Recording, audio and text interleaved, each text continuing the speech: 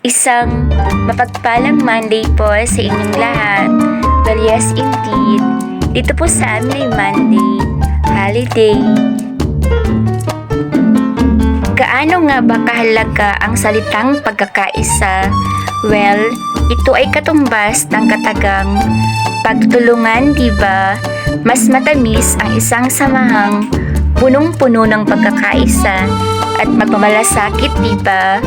Mas matatag ang relasyon ng magbabarkada kung ang lahat ay nagkakasundo at walang nanlalamang, diba?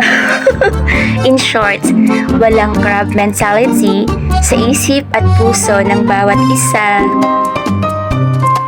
Tulad na lamang ng isang walis, ito ay palaging nakabigkis. Hindi maaaring gamitin ng isang tingting, diba? Kailangan ay marami at sama-sama. Sumasang-ayon ka ba? Diba, hindi tayo makakapaglinis kapag iisang piraso lang po ng tingting ang ating gagamitin. Bigla ko tuloy naalala ang kantang ito. Kahit sino pa man ang may kagagawan ng iyong pagkabigo, ay isipin na lang na ang buhay kung minsan ay nagbibiro. Nandirito kami ang barkada mong tunay, aawit sa'yo. Sa lungkot at ligaya, hirap at ginawa, kami kasama mo. Diba? Mas masarap kapag sama-sama.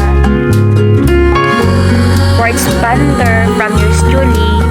Two ideas and two heads are better than one. Do you agree?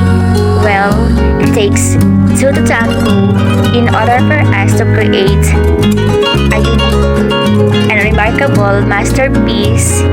Unity, teamwork, love, care, and concern must be combined all the time. It's a simple reminder to know